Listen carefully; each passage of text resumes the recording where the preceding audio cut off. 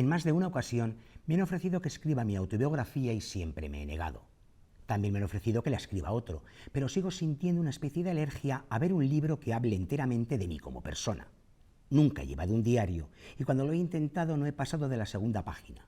Sin embargo, este libro supone mi primera contradicción. Es lo más parecido a una autobiografía fragmentada, incompleta y un poco críptica.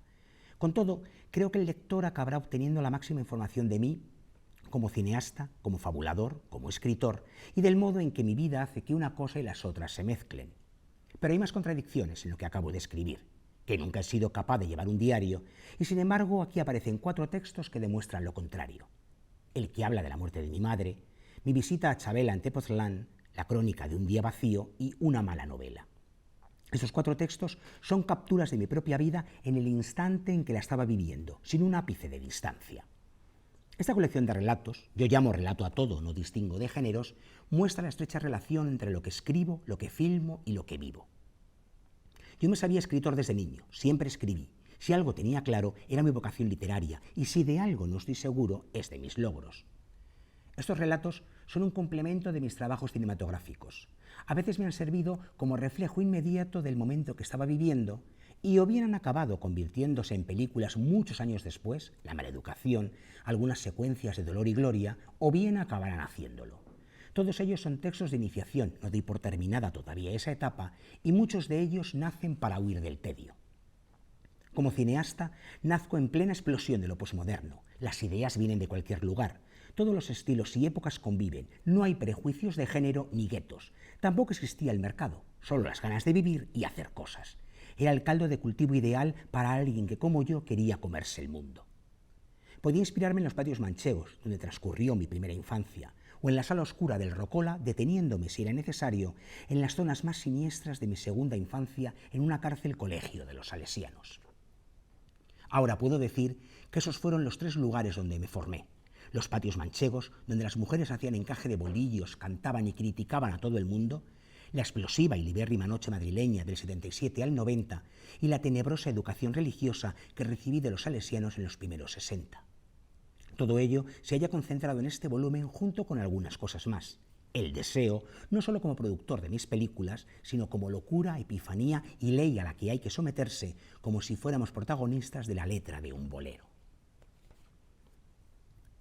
Y es que, perdón, estaba buscando mis gafas y las tengo aquí. Ya ven ustedes cómo va uno cuando se deja inundar y se sumerge en textos tan poderosos, tan auténticos y reales como los que suele publicar y suele escribir y suele filmar Pedro Almodóvar, Pablo Vilaboy. Además, me parece que es bastante honesto en la exposición de lo que se va a leer en el libro, porque yo lanzo una pregunta. Si no fuera Pedro Almodóvar, ¿estos textos tendrían cabida en el mundo editorial? Yo, habiéndolos disfrutado bastante por haber visto toda la filmografía de Pedro Almodóvar, bueno, igual que tú, entonces, claro, encuentras en lo que él decía, esos guiños, ¿no? esos comunicantes entre lo que escribió hace muchos años y lo que años después publicó, escribió para la pantalla. Perdónenme que hoy estoy un poquito espeso, como ven ustedes. Será por el último trago de Chabela Vargas, que es uno de los relatos que más me gusta, por cierto, de lo que hay aquí. Pero es cierto que muchas cosas te lo planteas, porque algunos son textos inacabados. El propio Almodóvar lo confiesa. El prólogo es más largo. Yo he seleccionado algunos párrafos para no hacer el cuento excesivo, pero él lo dice también. Son cosas que publicó, que escribí hace muchísimos años, guardé en un cajón y ahí estaban. Sí, me parece que hay textos interesantes, como tú dices, si conoces la filmografía de él, pues ves retazos de lo que después serían sus películas o sus cortos. También hay relatos sentidos, como el que dedica a la madre, otros muy divertidos, como cuando recupera a Patti Difusa, ¿no? Pero creo que en conjunto quien se acerque a este libro no debe ir engañado y saber lo que se va a encontrar, que es un producto de marketing bien elaborado, espléndidamente editado. Y bueno, si eres fan de Almodóvar, evidentemente te va a interesar esta otra parte de su universo. creo que, bueno, es mucho mejor guionista Pedro que escritor de relatos, pero esa es mi opinión personal. En todo caso, es una propuesta interesante y, como digo, los fans deben acercarse también a este libro. Y en todo caso, ojalá, a mí como en general seguidor y fan de Almodóvar, la sensación un poco agridulce que me queda es esa de ojalá ahora, visto el interés que despierta que Almodóvar publique, que no solo haga películas y que no solo publique sus guiones, sino que publique otro tipo de relatos, que vuelva a la narrativa, porque es verdad que a veces ya en los 70 con Patidifuse aquellos personajes ya había publicado y ya le conocíamos como escritor en ciernes, pues ojalá ahora tanto él como escritor, digamos, se lo tome en serio el de decir, mira, parece que la gente me acepta como escritor, voy a arriesgar, voy a buscar más, y alguna editorial sí que le diga, venga Pedro, para escribe, aléjate, digamos, del Almodóvar conocido y sé de verdad el Pedro Almodóvar escritor, a ver qué sale. Pero bueno, ahí lo dejamos, ¿no? Como propuesta interesante y para completar, pues, sentido de adoración, ¿no? por este creador universal.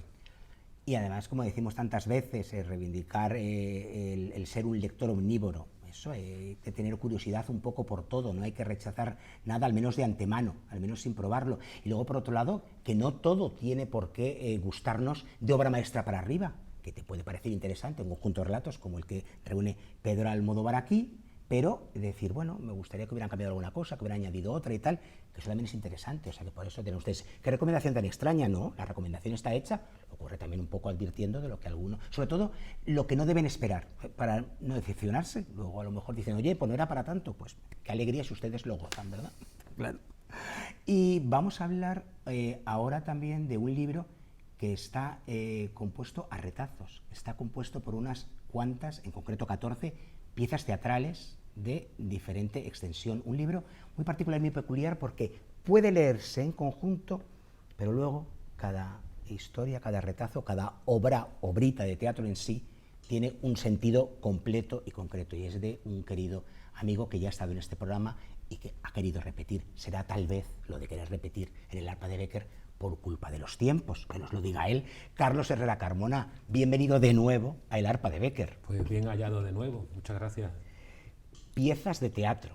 Ajá. O sea, no una obra de teatro como viniste en su día con Pilar Manzanares a presentarnos, aquella estupenda, reivindicando la figura de Antonio Machado y quitándole de encima aquel terrorífico expediente. Vuelves a hacer memoria, que sí. Por eso además me ha gustado que estés al tiempo que Almodóvar coincidas con él, porque Almodóvar, es verdad, desde su primera película, eso es cierto, reivindica mucho la memoria, luego ha ido derivando a otros temas también, y son, como digo, 14 piezas. Imagino, claro, que has escrito en diferentes momentos, entonces, ¿cómo fue surgiendo el libro en sí y cómo fue lo de que se reunieran, más allá de la temática común de ser la memoria histórica en torno a la Guerra Civil Española? Bueno, yo, si me lo permite, lo primero que voy a dar las gracias a Grupo Éride por publicar la obra, porque lo que digo, gente que publica poesía, gente que publica teatro, para mí son valientes, así que tengo que hacer mi reconocimiento, si no, sin ellos no estaría yo aquí de nuevo, ¿no? Y estaría este libro con nosotros. Exactamente. Y pues todo, aunque parezca un poco efecto cliché, casi por casualidad, porque todo empezó precisamente por la obra de Antonio Machado, la que escribí con mi amiga Pilar Manzanares, la de La Tierra Desnuda, porque la persona que nos contó esa anécdota antes me contó la historia de su abuelo. Y todo empezó por ahí, y la pieza se llama La Purga, que tiene que ver con una carta de depuración que le hicieron a su abuelo por ser periodista, ¿no? Que tuvo que huir. Todos huyen, ¿verdad? Perdón, desde Jerez a Madrid. Y por ahí empezó todo. Y me pregunté, ¿por qué no? Voy a ir preguntando a ver si me pueden ir diciendo gente que haya tenido experiencia en su familia sobre el tema de la memoria, ¿no? Esa memoria apedillada con el tema de histórica, pero que yo estoy muy en la línea de lo que piensa, bueno, el maestro Sanchís Sinisterra, que en el prólogo de una obra que él titula Teatro contra el olvido, que también son muchas piezas de teatro breve, él habla del tema de la culpa de la memoria, ¿no? sea, como por ejemplo ocurre en Israel y en Palestina, ¿no? Una memoria que se usa en un sentido muy destructivo en ese caso, ¿no? Y él piensa, muy bien pensado, que el teatro actualiza el pasado. Y el teatro lo que hace es actualizar ese pasado porque es una rememoración, ¿de acuerdo? Y a partir de ahí, pues, él establece una memoria progresista que no retrógrada. Y entonces yo estoy muy en la línea de ese pensamiento suyo. Y también él opina que cuando se escribe este tipo de piezas, lo primero que hay que hacer es el rescatar esas historias que han quedado en el olvido, ¿verdad? Y también historias que yo confieso y entono un mea culpa, historias que yo no conocía y me lamento por ello, como por ejemplo el tema de la desbandada, de ese hecho terrorífico que ocurrió en Málaga y otros que me imagino que comentaremos a lo largo de la entrevista. Y después está el tema de la investigación. Hay que investigar, por supuesto con una imparcialidad dolorosa, pero tienes que investigar mucho y llega un momento en que realmente es asfixiante, porque es verdad que estamos a hitos, ¿no?, de ver películas de la guerra civil, de ver muchas obras de teatro, pero cuando te pones a escarbar, pues encuentras cada vez más y más y más. Y otra pauta que hay que seguir en este tipo de composición es el homenaje, ¿no? Hay que homenajear a personas que, como se suele decir, son héroes desconocidos y no tan desconocidos, pero que creo que hay que actualizar ese pasado, como dice Sanchis Sinisterra. A mí me ocurre como al maestro, y sobre todo por cómo se ha traído y llevado el adjetivo histórica. Yo creo que siempre, en el fondo, vivir es hacer memoria, o debería ser hacer memoria, porque eso, como dices, no debería sernos ajeno lo que le ha ocurrido a esas gentes que tenemos tan cerca, porque son nuestros abuelos o nuestros padres. Sí, claro, gente muy cerca. Y aquí, igual que dice Carlos, ya no es hablar de un bando ni de otro, es hablar de cosas que han ocurrido en un país, de cosas que han ocurrido en tu calle y al lado de casa. Entonces eso, hay que reivindicar eso, la memoria, pues a veces la memoria justa, la memoria ecuánime y sobre todo la memoria plural, que todo el mundo pueda contar. Cada uno lleva, como decía Pérez Galdós, su novela detrás, pues que cada uno pueda en el momento dado contar la novela. Porque además tú lo dices en un momento dado, Carlos, con las palabras el hombre se alimenta o se suicida. Hay que escoger en qué lado te pones, pero siempre con las palabras. Pues sí, yo de todas formas también, cuando has hablado de la génesis de esta colección de piezas, ¿no?, yo tomé como modelo a Chávez Nogales, y que ahora en mi tierra, en Sevilla, se está recordando de alguna manera toda su gran labor periodística, que recogió en un libro fantástico, A Sangre y Fuego. Y yo vi que él retrataba muy bien no solamente un bando, sino también el otro, porque no podemos dejar de pensar que es una guerra entre hermanos, y él también... Eso sería muy bien en la vaquilla de Berlanga. Sí. Cuando se pasaban de una trinchera a la otra el tabaco. Pero tiene que ser así. Tiene que ser así. Por eso esa película gustó tanto también, porque reconcilió en el sentido de, está hablando de gente que está sufriendo una guerra. Da igual en qué lado le ha tocado, ¿verdad? Efectivamente. Entonces, bueno, él va dando, digamos, una de cal, otra de arena, hablando así un poco en plata.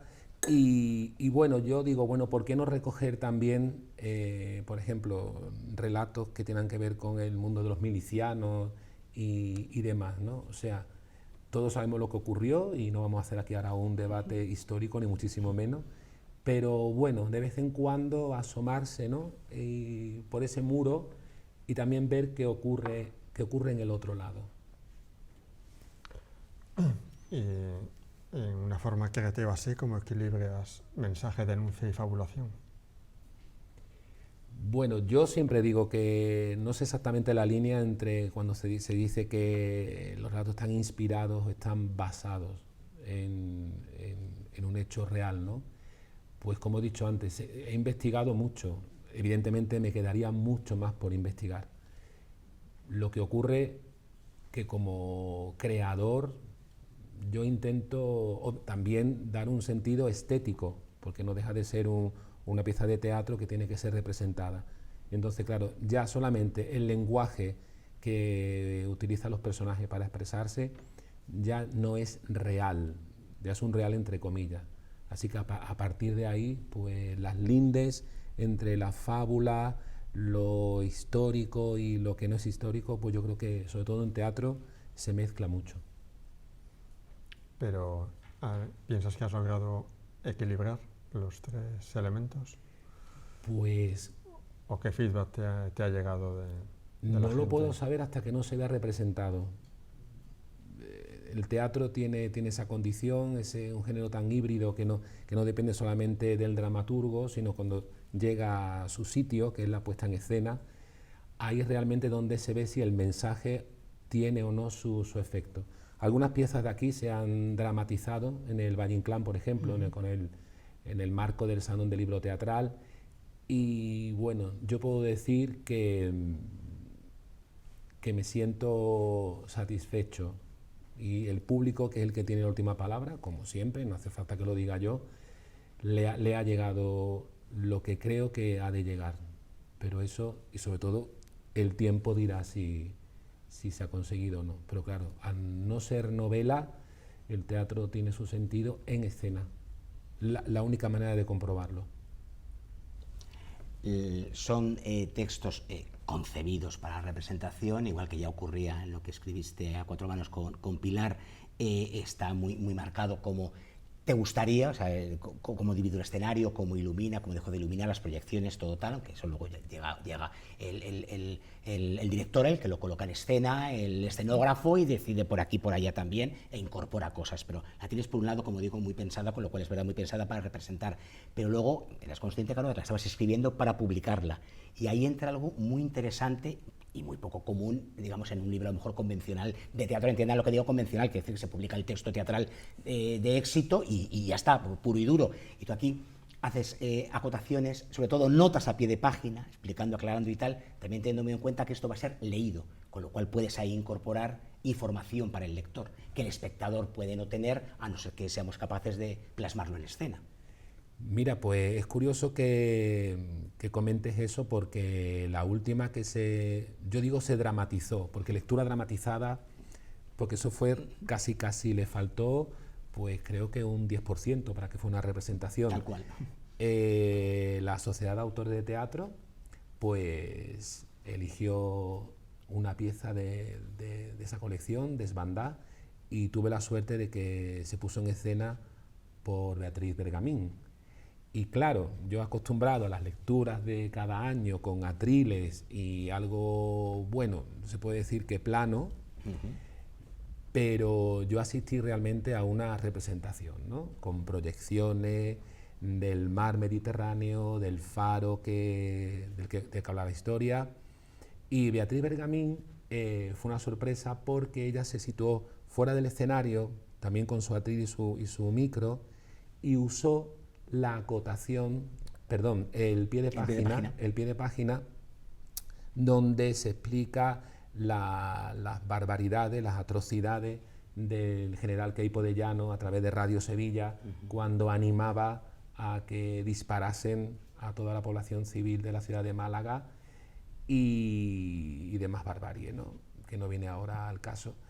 Y entonces ella usó ese pie de página como una especie de corifeo para enmarcar a los espectadores que estaban allí, porque yo era, y lo he dicho antes, el primero que no conocía ese hecho, para enmarcar lo que iban a ver a continuación, con el grito final de Desbandá.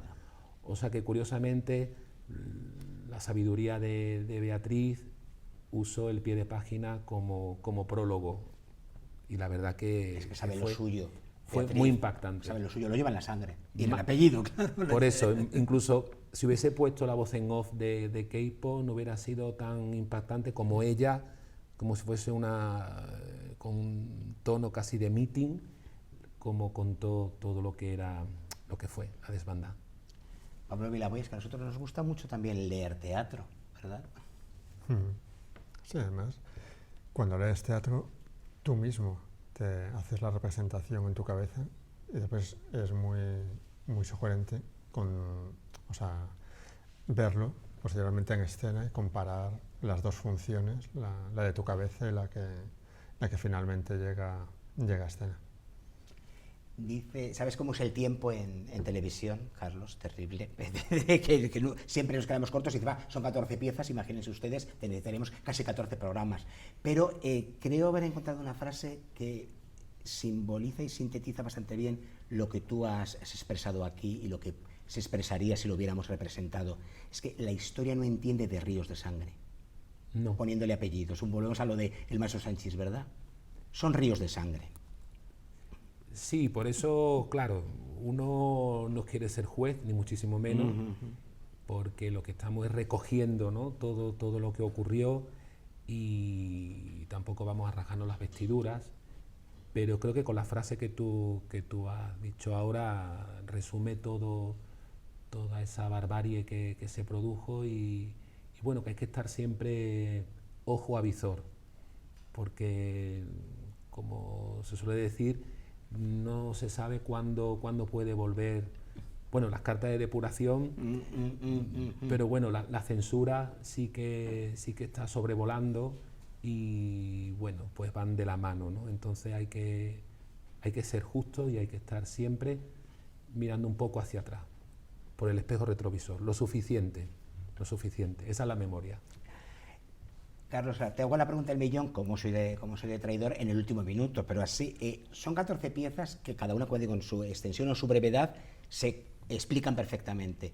Pero ¿hay alguna que a lo mejor el cuerpo te pide o te ha quedado la sensación de esto podría desarrollarlo más, esto podría ser una obra de teatro sola u otra narración, como decía Almodóvar, no entendemos de géneros? ¿O crees que cada pieza ha quedado como ha quedado y ya está? Yo, como no me suelo releer. No me suelo leer. Ya cuando está publicada, bueno, por aquello de la galerada, de revisarla como autor, pero yo creo que tal y como está, como decía Ana María Matute, ¿no?, con los cuentos de Aldecoa, que un cuento debe ser como una naranja, ¿no? Tiene que ser breve, tiene que ser redondo y tiene que ser jugoso. Y como antes le he dicho a tu compañero, bueno, eso ha quedado ahí. Como no depende solamente de mí, depende de una cantidad de factores como teatro que es, el tiempo lo dirá, y su culpa. Desde luego, pues por culpa de los tiempos, gracias a los tiempos, gracias a tu talento, a tu obra, has vuelto al arpa de Bécquer, que no sea la última, Carlos Herrera Carmona. Bueno, yo vendré siempre encantado. Muchísimas gracias por tu vale, visita. A vosotros. Pablo Vilaboy, no sé cómo estará hoy el arpa en el ángulo oscuro, pero cuando hay teatro se pone más contenta. Sí, yo quisiera acabar muy brevemente, es que a lo largo del programa se me ha venido a la cabeza que una de las partes más bonitas del libro de Pedro Almodóvar, y esto lo une con el personaje de su madre, es que gracias a ella aprendió a fabular. Antes hablábamos de fabulación, porque ella, cuando iba a leerle las cartas a las vecinas que recibían verdad, que es muy bonito, de los hijos o de los nietos, bueno, pues a lo mejor era una carta breve que le decía, pues madre, que pues esto que pasa en Madrid, no sé qué, y ella iba añadiendo cosas como un beso para la abuela, qué tal están los pimientos, y Almodóvar aprendió a fabular dentro de la realidad gracias a su madre. Es verdad, es que esas 5 o 6 páginas sobre la madre de Pedro, el corazón auténtico de ese libro de Pedro Almodóvar, y podría estar, como dice Pablo Vilaboy, en el libro de Carlos Herrera Carmona, claro que sí. Pues nos vamos tan contentos al ángulo oscuro del salón, pero volvemos muy pronto, no se olviden de nosotros porque estamos aquí antes de que lo piensen. Gracias.